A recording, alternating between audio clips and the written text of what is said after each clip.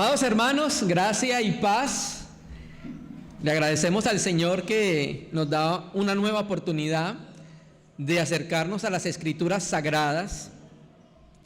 Recuerde que hay un principio en la Biblia: no solo de pan vivirá el hombre, Juan 6, sino de que toda palabra que sale de la boca de Dios.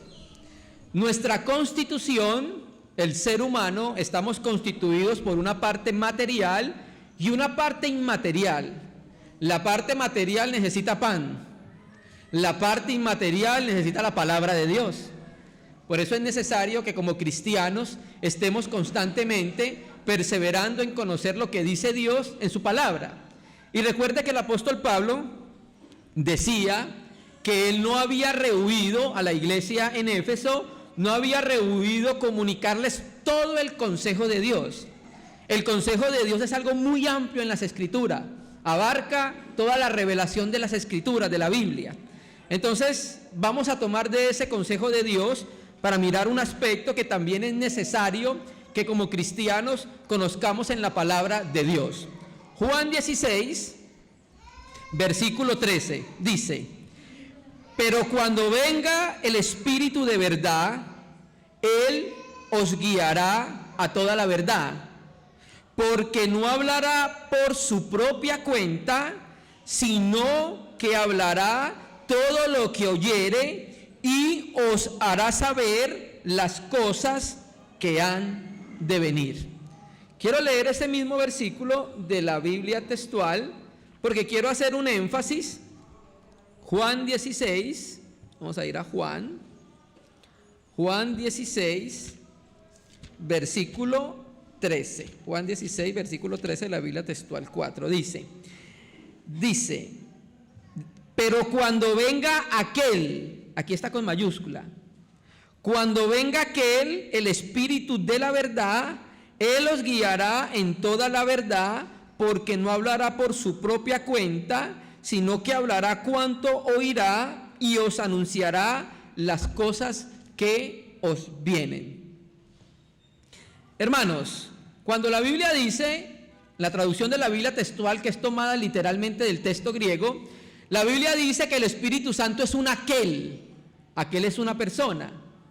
Y resulta que esta persona, en el seno de la deidad, escucha conversaciones entre el Padre y el Hijo, conversaciones que tienen que ver con el plan que tienen para con el hombre, ¿cierto? Y ese plan que tiene que ver para con el hombre se llama la economía de Dios. Y en esa economía de Dios hay un ítem que lo podemos catalogar como escatología. Y la escatología significa el estudio de las cosas finales o de los últimos tiempos. Entonces el Espíritu Santo, residente y habitante en el corazón del cristiano, iba a hacer algo primeramente con los discípulos. ¿Qué iba a hacer con los discípulos? Mire lo que dice el texto: y os hará saber las cosas que han de venir. Esas cosas que han de venir son las cosas futuras, porque solo hay uno que conoce lo futuro. ¿Quién? Dios. Dios dijo en Isaías que Él hablaría lo por venir. Entonces el Espíritu Santo en nuestro interior, a través de la palabra, va a empezar a mostrarnos las cosas que van a venir, ¿cierto? Y las cosas que van a venir, hablando en el contexto de los apóstoles, era uno. El Espíritu Santo le haría entender a los apóstoles lo relacionado con la muerte de Cristo, porque en el momento que escribe, eso era futuro. El Espíritu Santo haría saber a los apóstoles lo relacionado con la resurrección de Jesucristo, que era futuro. El Espíritu Santo haría saber a los apóstoles cómo llevar una vida cristiana adecuada, siguiendo la dirección del Espíritu Santo. Una vida cristiana que honrara al Señor, una vida cristiana que mostrara que Jesucristo estaba vivo. Pero también el Espíritu Santo en los apóstoles iba a mostrarle y a hacerle entender las cosas por venir. Es el único libro en la historia y en las religiones que te habla de las cosas que van a suceder. Yo sé que hay muchos libros que hablan muchas cosas, ¿cierto? El libro de los mayas, Nostradamus, etcétera, etcétera. Pero estamos acercándonos a la palabra de Dios inspirada por el Espíritu Santo. Dios sabe más del futuro que los mayas y que Nostradamus, porque Él es el que tiene todas las cosas en sus manos. Y no cayó. Gracias a Dios que no cayó, incluso las cosas por venir, y nos las comunicó. Para que los cristianos nos preparemos, hermanos. Para que los cristianos nos preparemos para todas las cosas por venir, apreciados hermanos, ¿cierto? Entonces, ¿qué es lo que hizo el Espíritu Santo? Comunicó la escatología bíblica a los apóstoles. Y los apóstoles, ¿qué hicieron? Nos la comunicaron a nosotros, a cada uno de los hijos de Dios sobre la paz de la tierra, en las Escrituras. Entonces, hermano, nosotros en esta nueva serie que vamos a iniciar, va a ser una nueva serie acerca de profecías. Y cuando nosotros nos acercamos a las Escrituras, las profecías en las Escrituras tienen 3 niveles. Está uno, el nivel profético y profecías acerca del destino de Israel. Pero también las Escrituras, cuando las miramos, tiene profecías mesiánicas. Muchas de las profecías son mesiánicas. Pero también en la Escritura, el tercer nivel por el cual vamos a empezar es las profecías escatológicas o predictivas. ¿A qué me refiero con profecías predictivas? Bueno, profecías que están encaminadas hacia lo futuro, ¿cierto? ¿Por qué lo digo así? Porque cuando nosotros estudiamos la palabra profecía en el hebreo, que es la palabra griega nebúa, que viene de Naví, Naví significa profeta en el antiguo pacto, se refiere a un hombre que habla inspirado por Dios. Se refiere a un hombre que conoce la mente de Dios, conoce la voluntad de Dios y la comunica al pueblo. Eso es lo que significa la profecía. Y la palabra profecía también viene del griego profeteia, de donde viene profetes. Esa palabra profeteia significa proclamación de la mente de Dios, tanto en los aspectos presentes como en los aspectos futuros, hermano. Entonces nosotros podemos incluir en esa palabra profecía los aspectos presentes, pero también profecías predictivas que tienen que ver con los acontecimientos futuros, hermano. Por eso cuando nosotros vemos a los apóstoles, por ejemplo, segunda Tesalonicenses, Pablo, cuando le habla a la iglesia en Tesalónica y le escribe, en la segunda epístola dice, hablando del anticristo, dice, cuando estaba con ustedes, ¿no se acuerda que yo le hablaba de estas cosas? ¿Y qué es lo relacionado con el anticristo? Lo relacionado por venir. ¿Se me entiende? Entonces nosotros entendemos que los apóstoles también se tomaron tiempo, tanto para hablar de la cristología presente, como para hablar de las profecías cristológicas, mesiánicas, y de las profecías de porvenir. Entonces nosotros vamos a hablar en estos momentos. Vamos a empezar primero con las profecías escatológicas, las profecías por las cosas por venir, los últimos tiempos, hermano. Lo primero que debemos entender es que la Biblia también debe ser entendida como palabra profética, hermanos. Aparte de que la Biblia es un libro que nos enseña a conocer a Jesucristo, nos enseña cómo transformar nuestra vida a través del Espíritu Santo, la Biblia es esencialmente una palabra profética. ¿Por qué, hermanos? Porque Dios trasciende el tiempo y el espacio. Él es el alfa, que es la primera letra del abecedario griego, y Él es la omega, que es la última letra del abecedario griego. Quiere decir que toda la historia del ser humano, desde el principio hasta el final, está delante del Señor. Entonces, cuando nosotros vemos las Escrituras, por ejemplo, de los 39 libros del Antiguo Pacto, 17 de ellos son proféticos, hermanos. Y cuando nosotros miramos el Nuevo Pacto, vemos los evangelios, los 4 evangelios, vemos aspectos en las epístolas y vemos el libro de Apocalipsis que son de carácter profético, hermanos. Y eso sucede ¿por qué? Porque Dios es el que conoce todas las cosas, pasado, presente y futuro de la humanidad. y hay aspectos en su voluntad, en su soberanía, que Él quiso comunicarle a los hombres. ¿A cuáles hombres? A los hombres que tuvieran el espíritu de Él, a los hombres que tuvieran su palabra. Esos son los hombres que pueden conocer las cosas que han de venir. Por eso a nosotros no nos debe coger fuera de base las cosas por venir. A nosotros no nos debe asombrar las cosas que suceden en la tierra. ¿Por qué?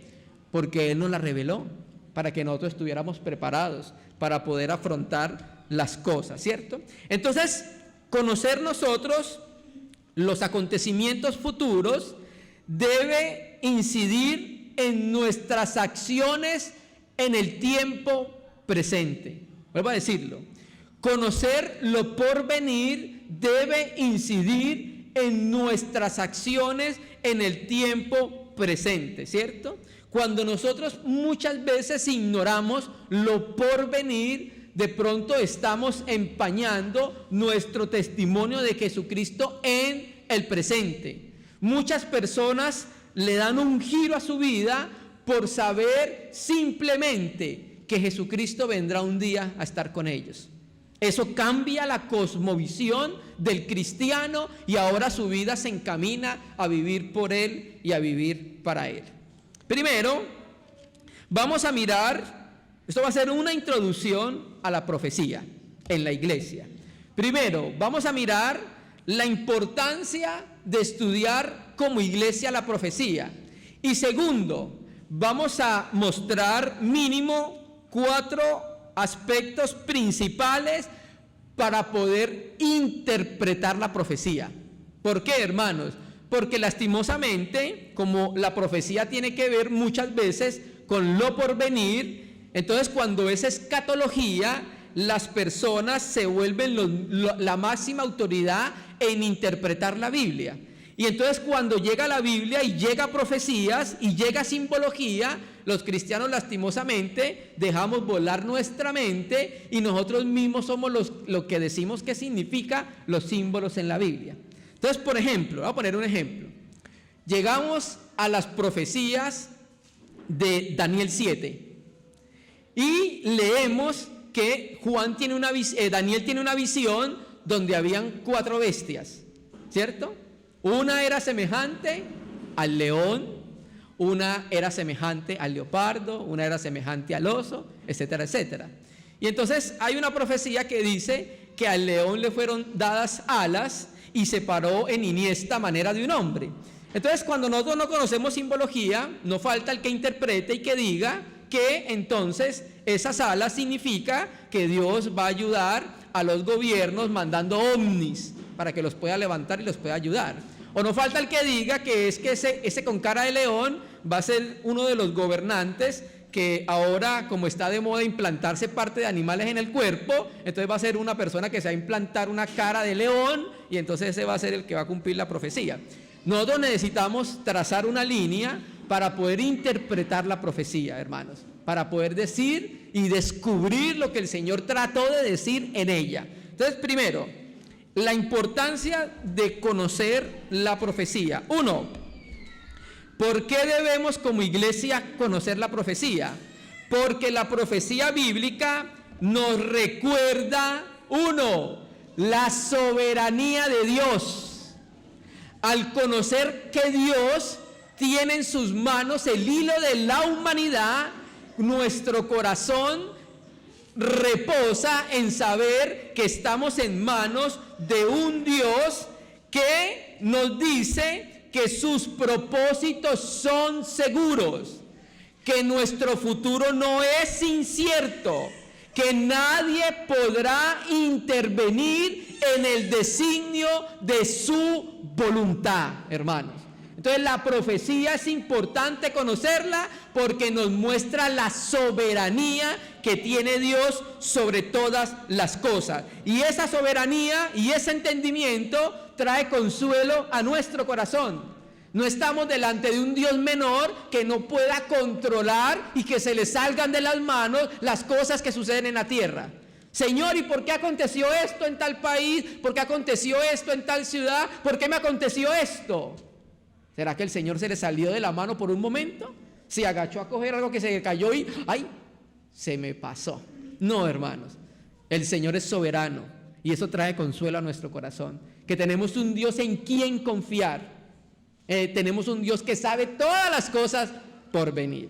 ¿Por qué es necesario estudiar profecía bíblica? Porque la profecía bíblica, ¿sabe qué nos recuerda?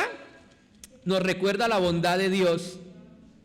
La profecía bíblica nos muestra su bondad a través de mostrarnos las cosas que van a sufrir, las cosas que van a venir.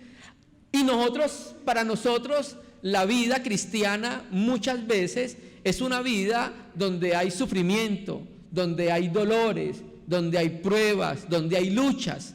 Muchas veces hay pruebas y sufrimientos por nosotros mismos. Muchas veces hay prueba y sufrimiento y dolor por causa del reino de los cielos. Pero la Escritura nos muestra que es necesario estudiar profecía porque nos recuerda la profecía que Dios es bueno, a pesar de que en el presente haya angustia y sufrimiento. Texto de la Biblia, Romanos capítulo 8, vamos a leer un versículo, Romanos capítulo 8, verso 18. Romanos capítulo 8, verso 18. Dice el Señor en las Escrituras sagradas: pues tengo por cierto que las aflicciones del tiempo presente no son comparadas con la gloria venidera que nosotros ha de manifestarse. Qué precioso, ¿cierto?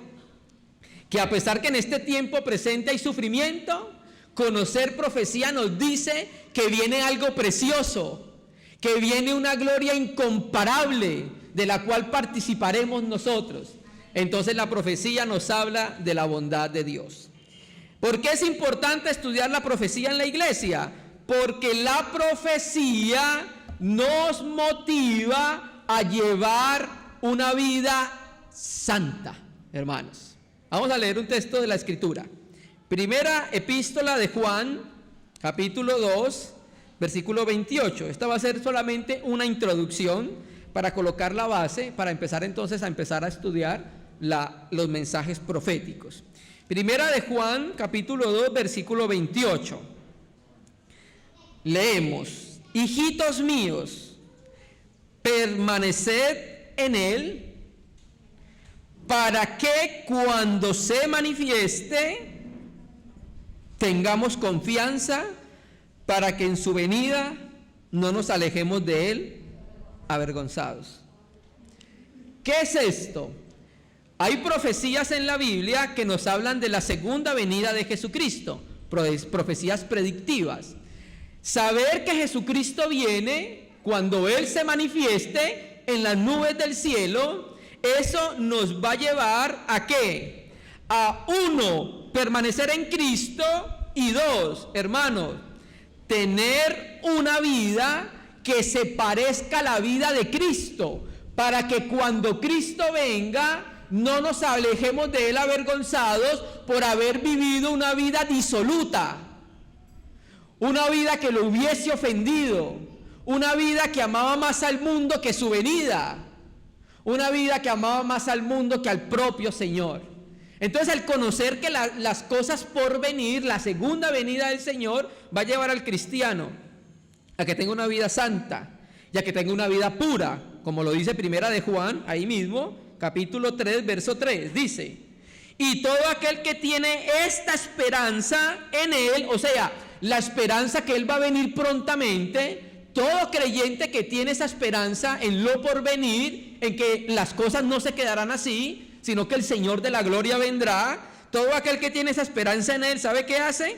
Se purifica a sí mismo como Él es puro, hermano.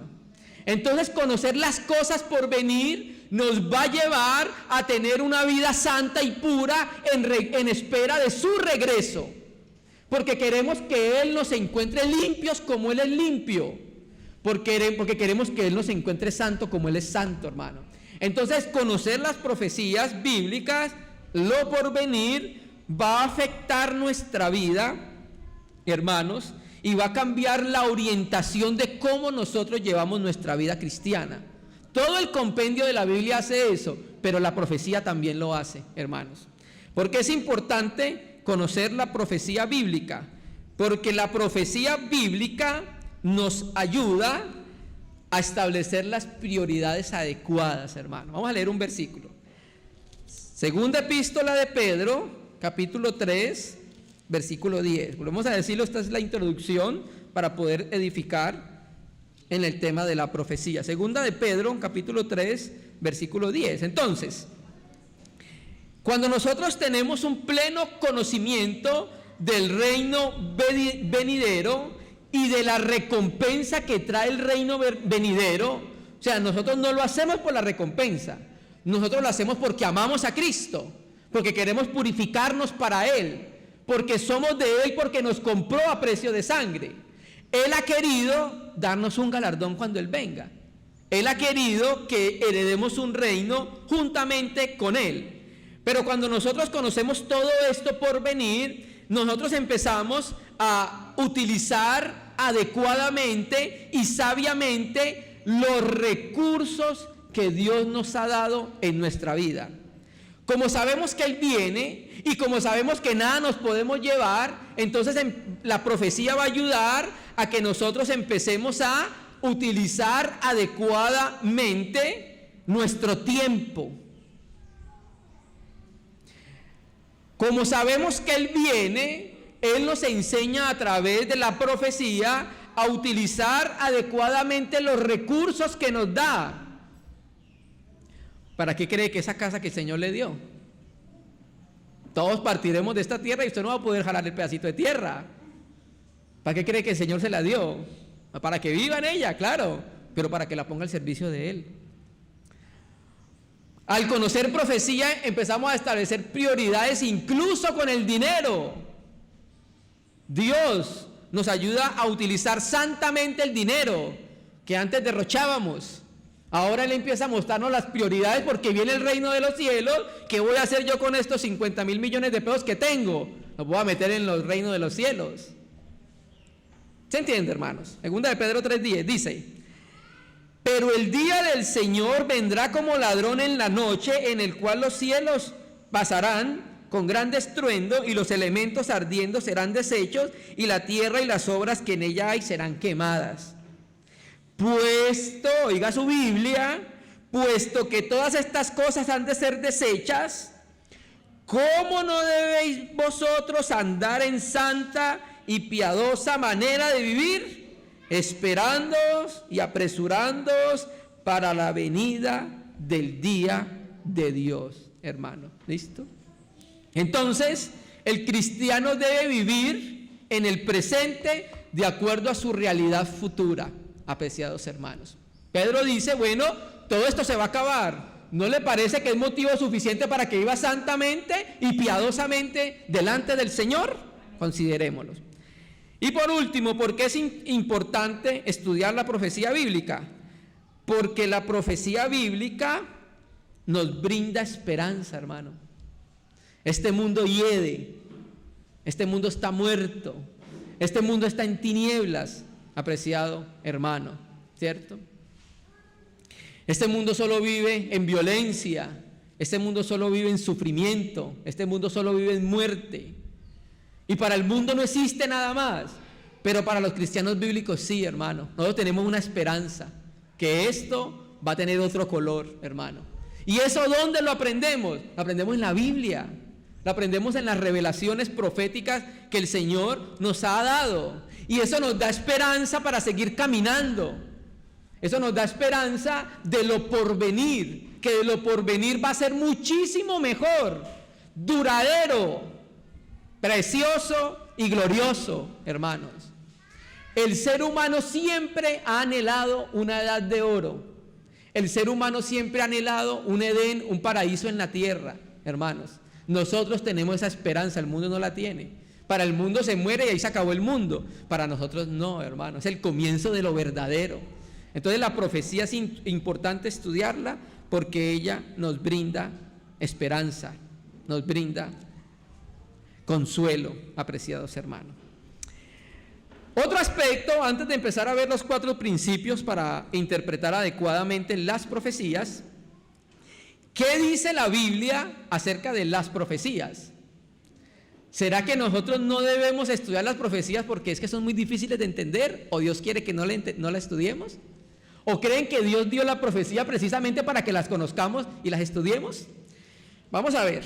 Dios nos ha dado la profecía para que la entendamos, hermano. Hermano, pero es que yo no entiendo esos 4 seres vivientes de Ezequiel, que uno tiene cara de león, uno tiene cara de águila. El Espíritu Santo está en nuestros corazones y Él nos dará a conocer todas las cosas. Apocalipsis, capítulo 1, versículo 1. Dios nos ha dado la profecía para que la entendamos. La profecía bíblica no está dada en las Escrituras para que nosotros no la escudriñemos. Antes el Señor nos manda a escudriñar los tiempos por venir. Voy a leer de la Biblia Nácar Colunga. Dice, yo sé que el Reina Valera 60 dice revelación de Jesucristo. Bueno, esta versión dice, translitera la palabra griega, Apocalipsis de Jesucristo. Porque finalmente la palabra revelación es Apocalipsis, ¿cierto? Acá la transliteran. Apocalipsis de Jesucristo, que para instruir a sus siervos sobre las cosas que han de suceder pronto, ha dado Dios a conocer por su ángel a su siervo Juan. Quiere decir entonces que hay un propósito específico por el cual se da la revelación de Apocalipsis, para que los siervos de Dios seamos instruidos en las cosas que han de venir. Y Dios se las reveló a través de un ángel al apóstol Juan, hermanos. Entonces lo primero que decimos es que Dios nos ha dado la profecía para que la entendamos.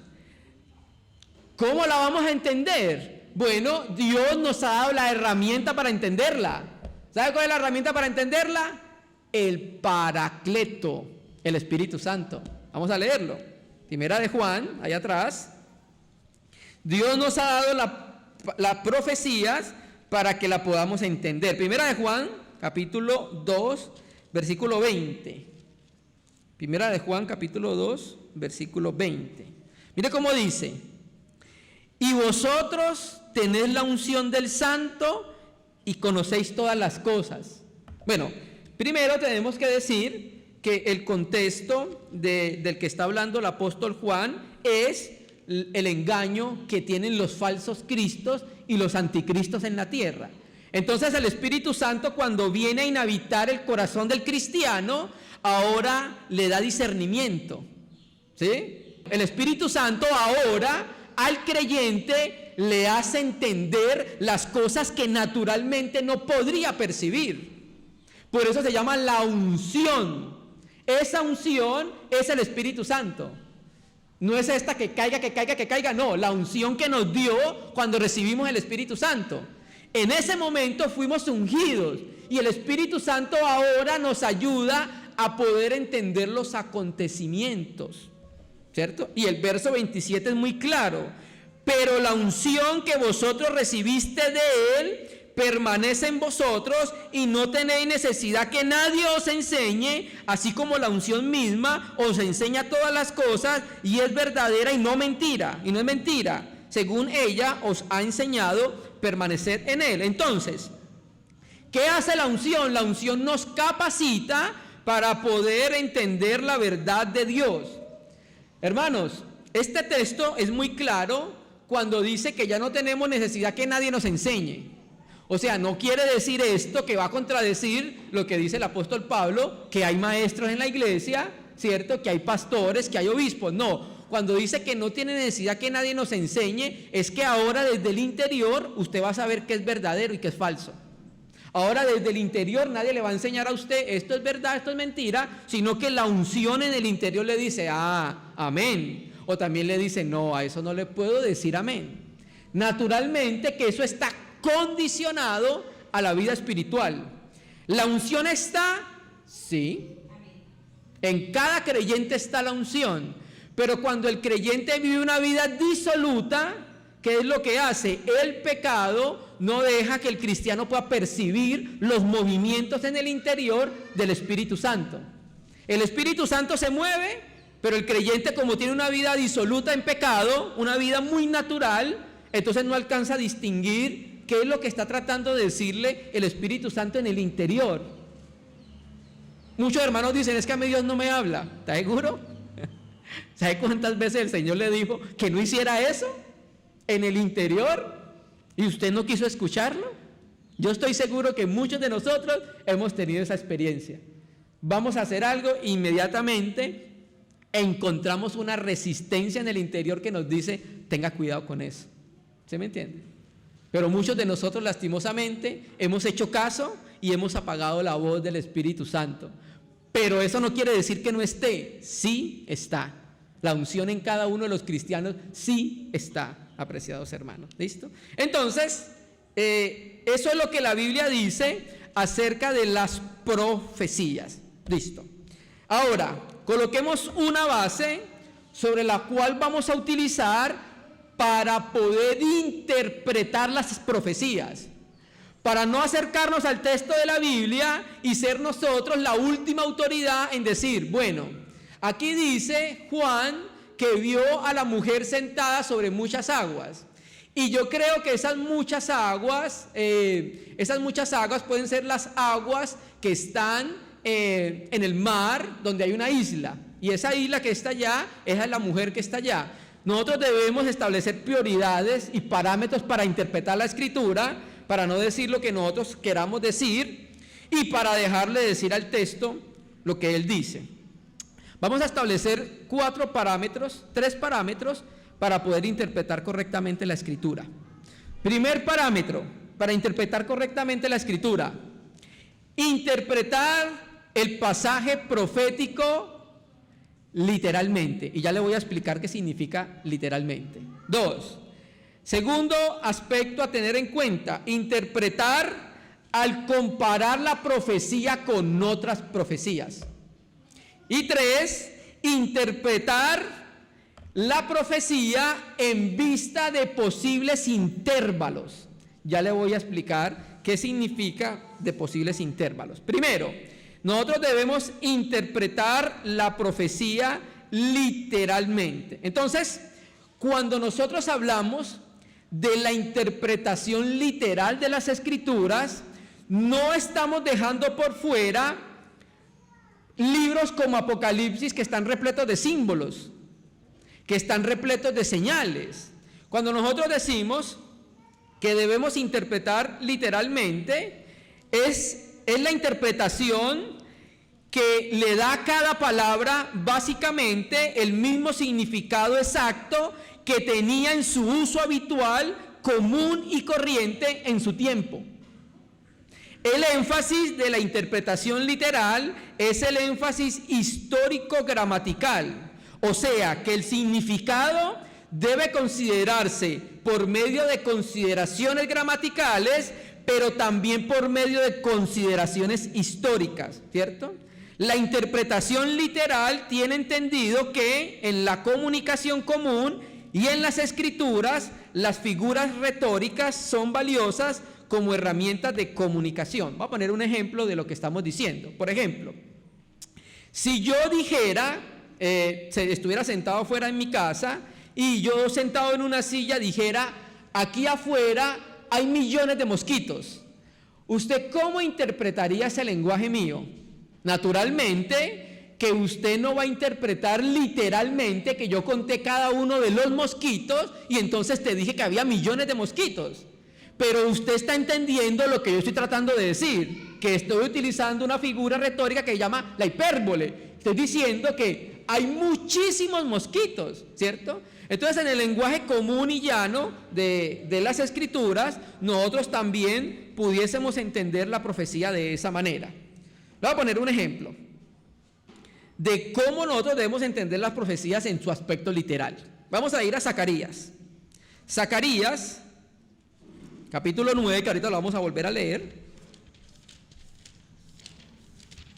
Entonces, si usted me entiende a mí, en el uso regular de nuestro lenguaje, usted entenderá que voy a interpretar literalmente lo que yo estoy diciendo, que hay millones de mosquitos.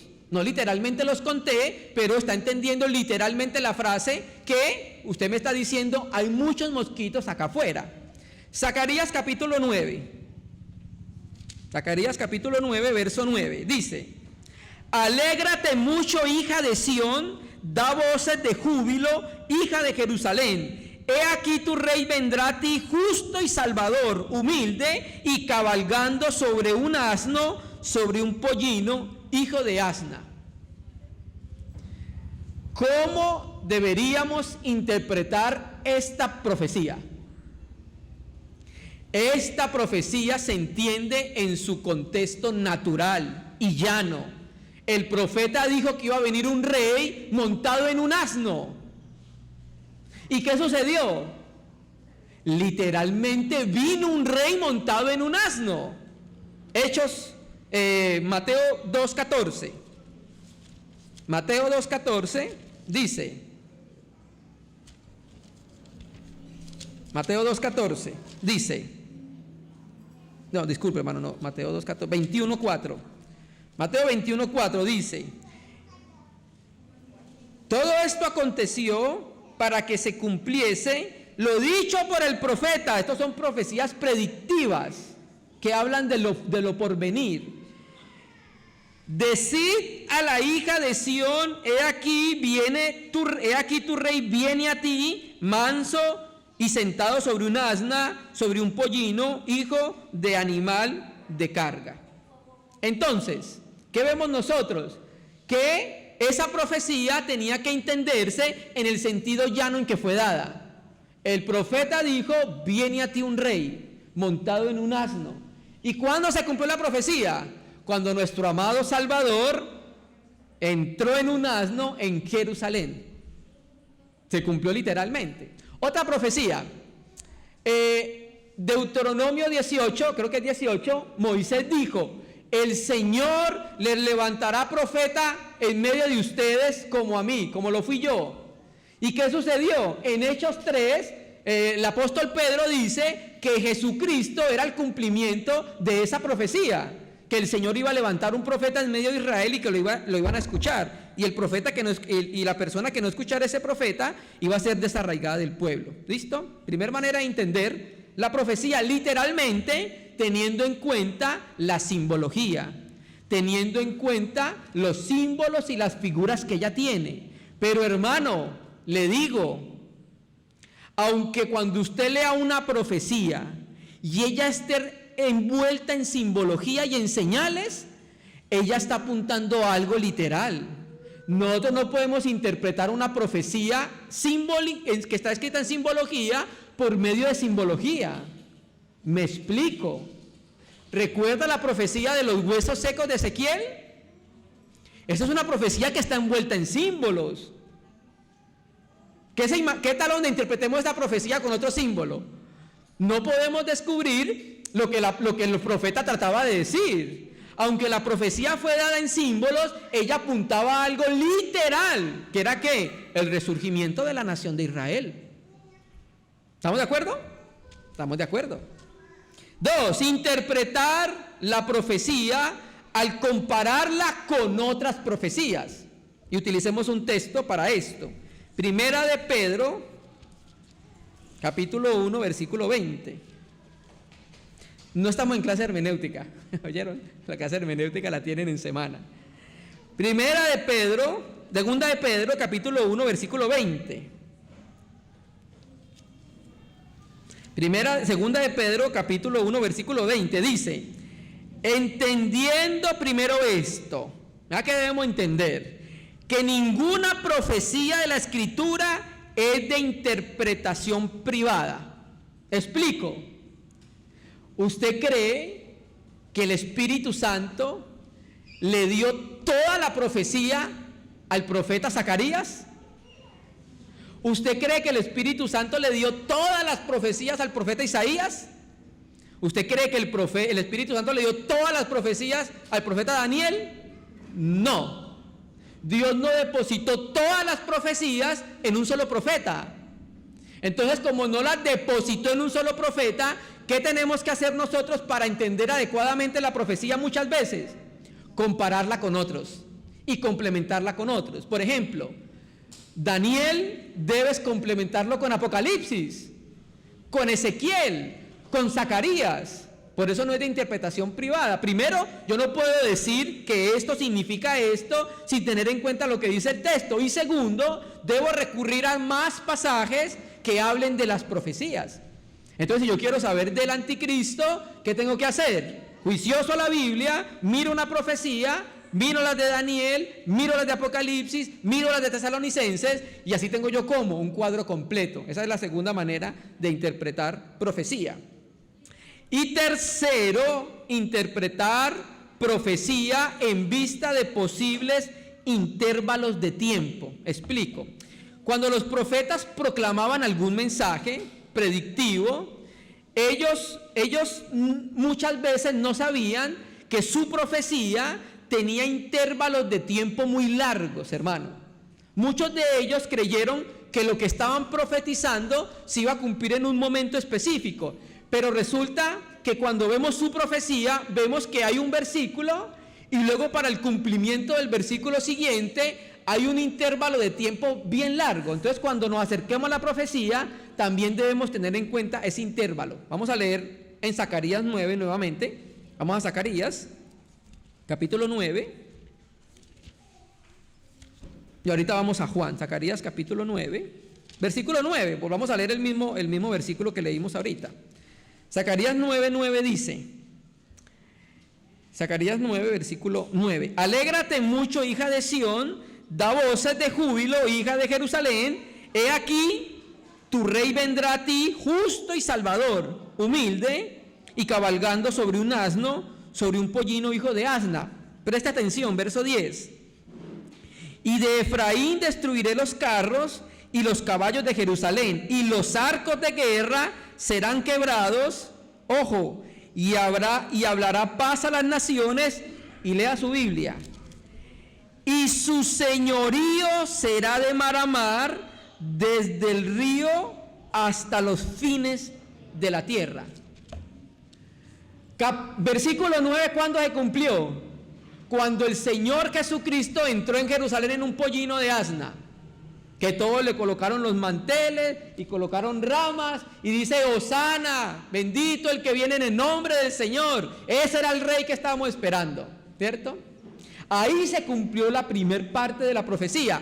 Zacarías no sabía que el versículo siguiente iban a pasar muchísimos años para que poderse cumplir. Han pasado 2000 años, casi 2000 años, y aún no se ha cumplido el verso 10. Entonces, cuando nosotros nos acercamos a la Escritura para entender profecía, también debemos tener en cuenta el intervalo de tiempo. ¿Cuándo se cumplirá el versículo 10? Cuando Jesucristo venga a reinar. Ahí su señorío será ¿de dónde? De mar a mar, hermanos. ¿Listo?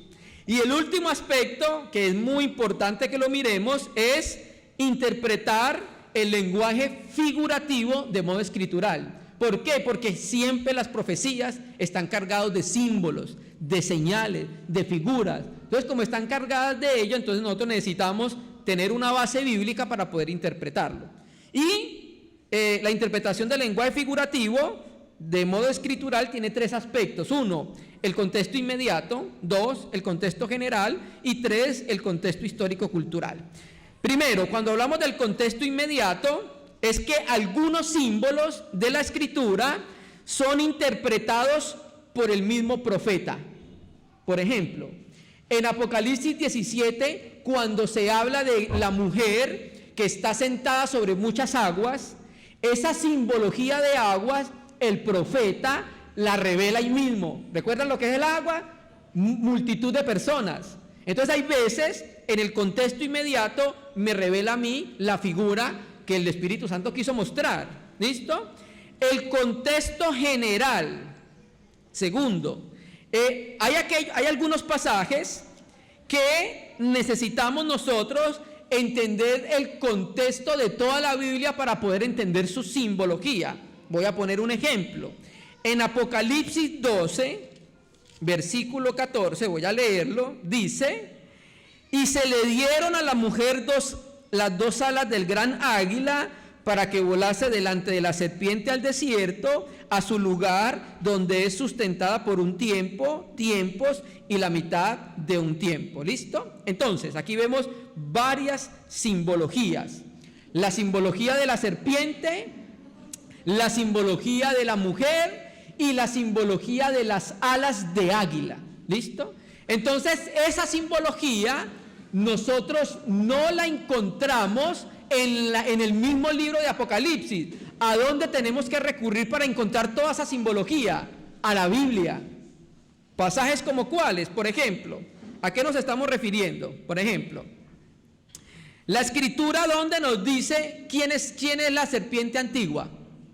En Génesis. Entonces, para entender que quién es la serpiente antigua, debemos ir ¿a dónde? A Génesis, ¿cierto? Ahora, hay otra simbología que son la mujer. ¿Qué representa la mujer? Bueno, a través de toda la escritura, la mujer representa a Israel y a la iglesia. Eso es lo que es la mujer. ¿Y qué representa las alas de águila? No son platillos voladores que van a llevar a Israel en los últimos tiempos, no. Las alas de águila es una figura que se encuentra en el Éxodo y en Ezequiel, ¿cierto? Y habla del cuidado y la liberación de Dios para con su pueblo. Entonces, el segundo aspecto de interpretar el lenguaje figurativo de modo escritural es que entonces nosotros encontramos simbología de la escritura en esos pasajes fuera del texto o fuera del capítulo. Y por último, el contexto histórico-cultural. Hay algunas profecías que son entendidas su simbología desde su contexto histórico y cultural. Ejemplo, en Apocalipsis capítulo 2 habla de una piedrecita blanca que van a recibir los vencedores. ¿Recuerda? Apocalipsis 2:17. Bueno, esa piedrecita hay que entenderla también desde el contexto histórico. En los juegos griegos, en los juegos de Atenas, cuando alguien quedaba campeón, a él se le daba una piedrecita blanca y en esa piedrecita tenía su nombre. Y eso le garantizaba que él podía entrar a la fiesta de celebración con la piedrecita blanca. Entonces, muchas veces muchos símbolos se interpretan desde el punto de vista del contexto histórico del tiempo, hermano. Lo mismo pasa con la columna de Apocalipsis 3, versículo 12.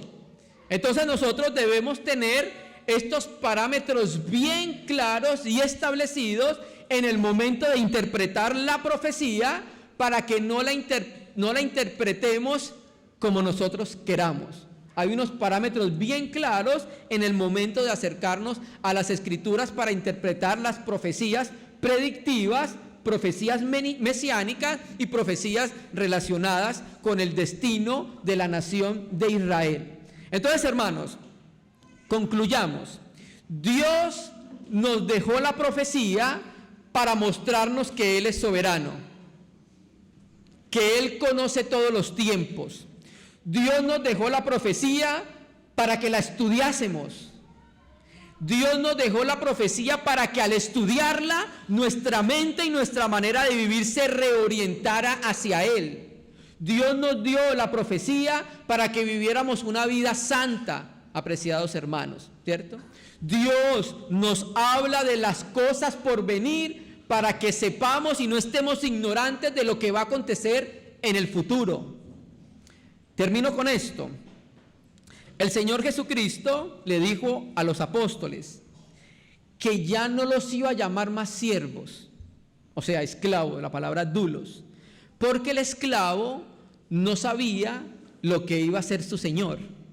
Ahora lo llamaría ¿cómo? Amigos. Y al hacernos amigos, nos comunica las cosas más profundas de Él.